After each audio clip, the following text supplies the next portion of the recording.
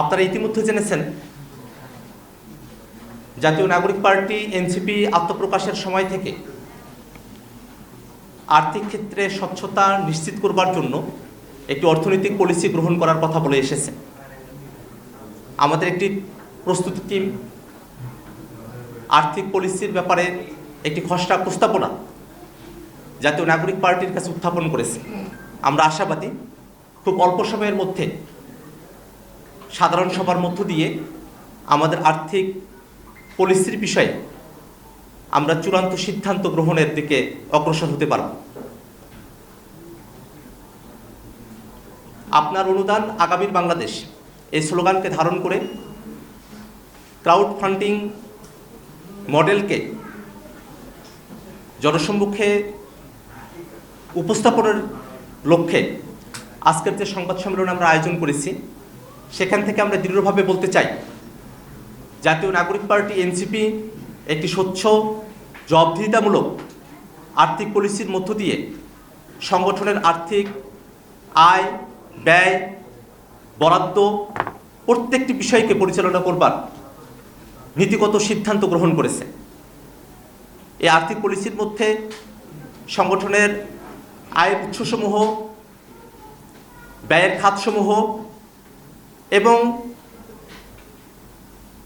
আয় এবং ব্যয়ের পরিচালন ব্যবস্থাপনা প্রত্যেকটা বিষয়ে আমরা সুনির্দিষ্ট পলিসি গ্রহণ করেছি। সংগঠনের কোষাধ্যক্ষ এবং তার টিম যেমন এই কাজের সঙ্গে যুক্ত থাকবেন, একই সাথে প্রতি বছর জাতীয় নাগরিক পার্টি এনসিপির সারা বছরের আয় এবং ব্যয় একটি স্বতন্ত্র অডিট ফার্মের মধ্য দিয়ে অডিট করে আমরা জনসম্মুখে প্রকাশ করার ব্যাপারে প্রতিশ্রুতিবদ্ধ।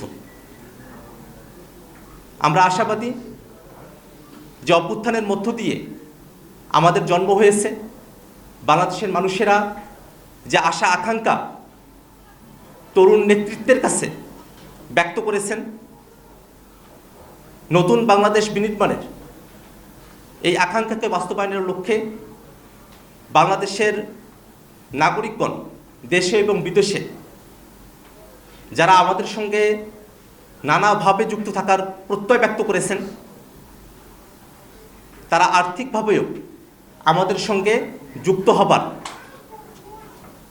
একটা প্রক্রিয়ার মধ্য দিয়ে আমরা আমাদের আজকের সংবাদ সম্মেলনে সে প্রক্রিয়া আমরা উত্থাপন করতে যাচ্ছি। donate.ncppt.org এই ওয়েবসাইটের মধ্য দিয়ে ব্যাংকিং সিস্টেমে এবং মোবাইল ব্যাংকিং সিস্টেমের মধ্য দিয়েও আমাদের শুভাকাঙ্ক্ষীগণ, আমাদের সদস্যগণ জাতীয় নাগরিক পার্টি এনসিপির জন্য আর্থিক অনুদান প্রদান করতে পারবেন। আমরা আমাদের আজকের এই সংবাদ সম্মেলনের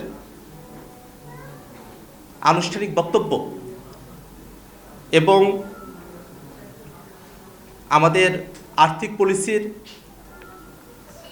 সামারি সংক্ষিপ্তসার আপনাদের সামনে উপস্থাপন করবার জন্য আহ্বান করছি জাতীয় নাগরিক পার্টি এনসিপির সম্মানিত যুগ্ম সদস্য সচিব এবং কোষাধ্যক্ষ জনাব সাইদ মুস্তাফিজকে।